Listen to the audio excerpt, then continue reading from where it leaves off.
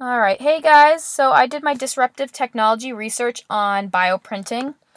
Uh, First, I would like to say that you got to understand that bioprinting is not the same as 3D printing.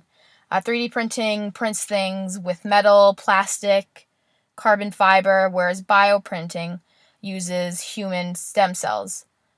So that's the first thing you got to understand. This is something totally different, although it works similarly machine-wise.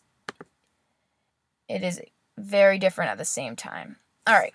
So going into what bioprinters can make, there's been research on animals as of now. Haven't done any research on humans yet, but we know we can make skin grafts out of these printers. We've been able to do cartilage, bone, muscle, liver. There was a printable liver at one point. They did do a liver, but it was, a kidney, but it was a mini kidney, to say the least. So that's still in the process. An example, what I looked into most was thyroid glands. You wouldn't know this, but throughout the world, there are about 665 million people with a thyroid gland disorder. 665 million people is a lot, but that's only for one condition. There are millions of people out there with who are burn victims, who need a new organ and don't want to wait that time of uncertainty for somebody to give them their organs after they are deceased. So as humans today, faster is better for us, and this is something that bioprinting can offer the future generations. All right. So going more into how bioprinting works, there are three key steps into the process. First, the computer model. This is where researchers and doctors must be precise with what they're creating, every little detail. What's really cool is basically it's kind of customization to the patient. It's their own stem cells. It's their organ, essentially. So after the model, it comes the printing. And then after the printing comes the post-processing. Post-processing is where the organ sits for about 2 to 3 weeks to supply nutrients for further cell growth. And then once that process is over, then it can be inserted into the patient's own body. So here's a quick video on just a little bit how it works. All right.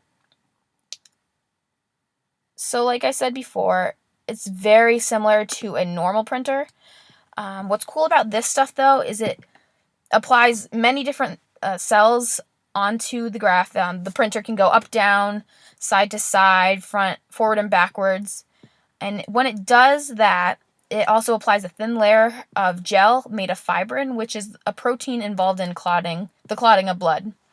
So that more specifically is good for creating livers, kidneys, thyroids, nothing like you would use for cartilage or bones. So that's just a little example of what it can do. Like I said, very similar to 3D printing. Takes about several hours to create an organ. All right, and then going back to looking into the future of bioprinting. As of now, the military is funding a huge research for a transportable printer, to say the least. What this printer can do is, on the battlefield, if a soldier is wounded, open wound, they bring the printer over and they put it on the victim, scans the victim, and then it prints a layer of skin on them, essentially, which is really cool. Usually, if they were going to a hospital and got that all healed up, it would take them around 4 to 5 weeks to heal. But using this printer, it'd take only up to a week. So the healing process is dramatically quicker, which is very good because, like I said before, humans, the quicker the better, and they like better and faster technology. Now, the last thing I want to share is how bioprinting links to new media. A lot of people just think of bioprinting as printing new organs, like skin grafts and whatnot. But what's actually fascinating is it is said that, in many, many generations to come, I will not be around. None of us will be around for this, hopefully. but essentially teenagers or whoever can download a face on the internet and then scan their own face with their own personal bioprinter, and they'll lay it onto their face, and essentially the bioprinter will evaporate their own skin and then reapply new skin, but to the way the downloaded face looks. So what's creepy is it is very similar to plastic surgery, and quicker probably.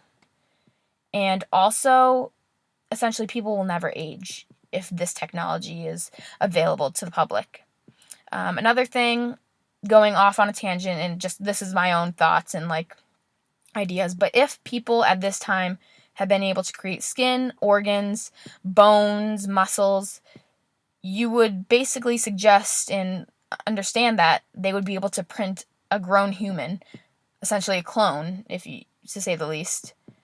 So basically what I want you to take away from my little presentation and spiel about my research is that bioprinting isn't just about printing organs for patients who need them. I mean, it is, but there's a lot more to it. People can do a lot with this stuff. Like I said, that you can create your own face, essentially. Thank you again for listening to me for the past couple minutes.